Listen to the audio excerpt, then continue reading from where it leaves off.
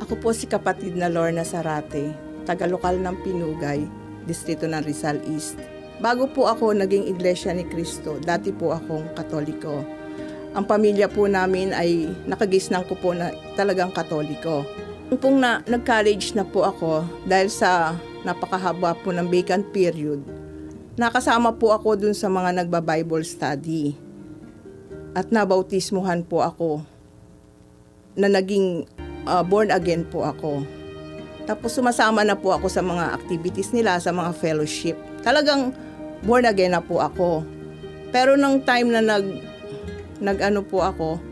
nagtrabaho na po ako, ang kaibigan ko po, isa po siyang Iglesia ni Cristo. Ngayon inakay niya po ako na dumalo sa mga pamamahayag. Pero tinanggihan ko po yun dahil busy po ako. Marami po akong dahilan talaga. Pero dahil sa kakulitan po niya, talagang lagi niya akong niyayaya. One time, nasama rin po niya ako. Doon po malapit sa bahay namin. Meron po doong kapilya, doon po sa lokal ng La Loma. Doon po niya ako sinama.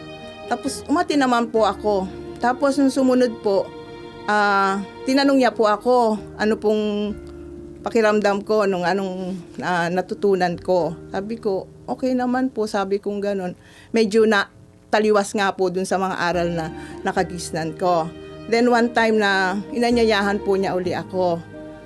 Sabi ko, next time na lang po, sabi kong ganun. Talagang hindi po ako napasama. Nung meron pong, po talaga, malaking pamamahayag po yun. Sinama niya po ako uli. Tumama naman po ako. Hindi na po ako tumanggi. Sumunod noon, sabi niya, baka gusto mo patuloy tayong mag-aral. Kaya sinama niya na po ako sa doktrina. Inanyayahan na po niya ako sa Bible study.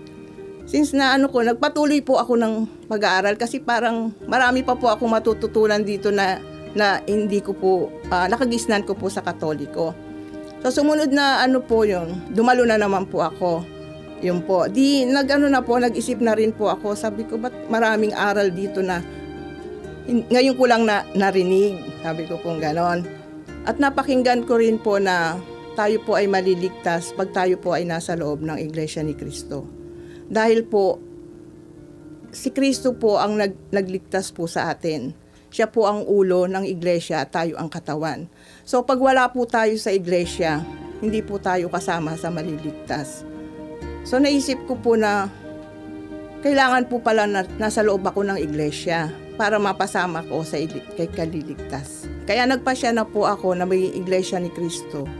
Dahil dapat po pala ngayon na tayo po pumasok sa Iglesia ni Cristo. Dahil hindi po natin alam kung kailan po ang paghuhukom. Tayo po ay wala sa iglesia ngayon, hindi po tayo kasama sa maliligtas. Kaya tinanggap ko po ang lahat ng aral ng Iglesia ni Cristo dahil nakikita ko po sa Biblia po mismo nila binabasa. Hindi po sila nagdadagdag, nagbabawas sa mga salita ng Diyos. Nabautismuhan po ako noong October 1984 sa lokal po ng Central. Ako po si kapatid na Lorna Sarate. Ikinararangal ko po, ako po ay isang Iglesia ni Cristo.